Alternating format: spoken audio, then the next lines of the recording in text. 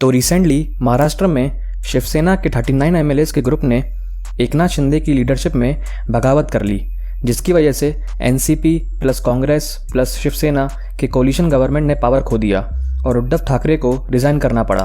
39 MLAs ने एकनाथ शिंदे की leadership में अपना सपोर्ट बीजेपी को दिया, जिसके बाद महाराष्ट्र के सीएम बने एकनाथ शिंदे और डिप्टी सीएम बने देवेंद्र फडणवीस। ये सब होने के बाद उद्धव ठाकरे के ग्रुप ने डिप्टी स्पीकर को पिटीशन दिया to disqualify the rebel MPs under the anti defection law. But इसके बाद जो हुआ ये इंटरेस्टिंग है। 39 एमएलएस के ग्रुप ने अप्रोच किया इलेक्शन कमीशन को और क्लेम किया है कि बिकॉज उनके पास 2/3 मेजोरिटी से ज़्यादा सपोर्ट है, अब से शिवसेना पार्टी वो हैं, यानी जो 39 एमएलएस का ग्रुप है वो है शिवसेना और लीडर है एकनाथ शिंदे।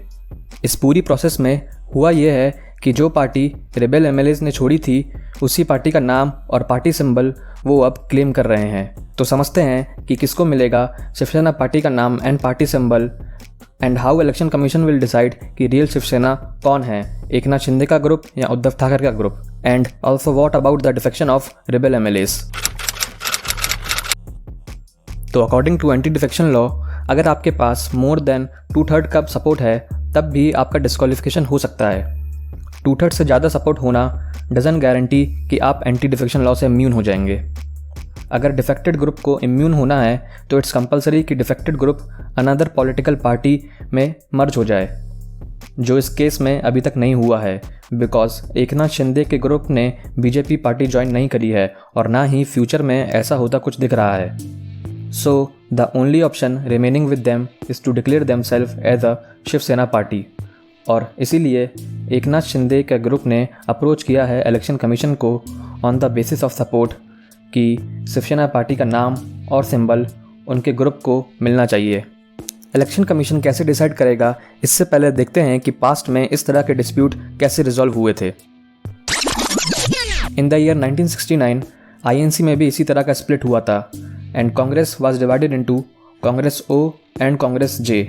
कांग्रेस ओ जिसके लीडर थे निजालिंगप्पा एंड कांग्रेस जे जिसको लीड कर रही थी late Shrimati Indira Gandhi under the presidentship of Jagjivan Ram. Congress O का कहना था कि वो आईएनसी हैं और कांग्रेस जे का कहना था कि रियल आईएनसी वो हैं। मैटर गया इलेक्शन कमीशन के पास और इलेक्शन कमीशन ने डिसाइड किया on the basis of test of majority. तो देखते हैं क्या है ये टेस्ट ऑफ मेजॉरिटी। इस टेस्ट के हिसाब से जिन दो ग्रुप्स के बीच में डिसाइड करना है उन दोनों का नंबर देखा जाएगा, यानी on the basis of majority ये डिसाइड होगा कि किसको पार्टी का नाम मिलेगा, और ये majority legislative and organisation level दोनों पर देखी जाएगी। लेजिस्लेटिव मेजॉरिटी यानी इलेक्टेड मेंबर्स को काउंट किया जाएगा दोनों ग्रुप के, और ऑर्गेनाइजेशन मेजॉरिटी यानी पार्टी ऑर्गेनाइजेशन के मेंबर्स, जिसको हम पार्टी कार्य समिति भी बोलते हैं। दोनों लेवल्स पर मेजॉरिटी चेक करके फिर डिसाइड होगा कि किसको ओरिजिनल पार्टी कहा जाएगा।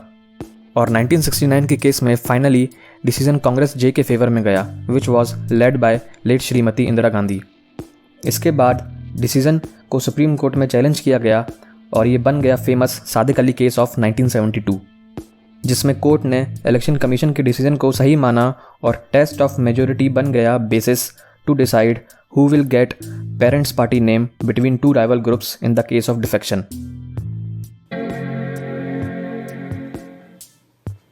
प्रेजेंट सिनेरियो में अगर टेस्ट ऑफ मेजॉरिटी के हिसाब से देखा जाए तो एकनाथ शिंदे के पास लेजिस्लेटिव मेजॉरिटी तो है, बट ऑर्गेनाइजेशन मेजॉरिटी किसके पास है ये अभी डाउटफुल है। फिर भी न्यूज़ रिपोर्ट्स की माने तो उनके हिसाब से ऑर्गेनाइजेशनल मेजॉरिटी उद्धव ठाकरे के पास है। अगर ऐसा होता है तो इलेक्शन कमीशन के लिए सिचुएशन काफ़ी इंटरेस्टिंग हो जाएगी because according to test of majority organisation majority Uddhav के पास है और लेजिस्लेटिव मेजॉरिटी शिंदे के पास। तो इस इक्वल सिनेरियो में इलेक्शन कमीशन किसको ज़्यादा वेटेज देती है ये देखना काफ़ी इंटरेस्टिंग होगा। हालांकि पॉलिटिकल एनालिस्ट का माने तो उनके हिसाब से इलेक्शन कमीशन ज़्यादा वेटेज लेजिस्लेटिव मेजॉरिटी को दे सकता है and it is very much possible कि शिवसेना का नाम and party symbol Eknath Shinde के ग्रुप को मिले। अब देखते हैं कि जिस ग्रुप को पेरेंट पार्टी सिंबल नहीं मिलेगा उसके साथ क्या होगा।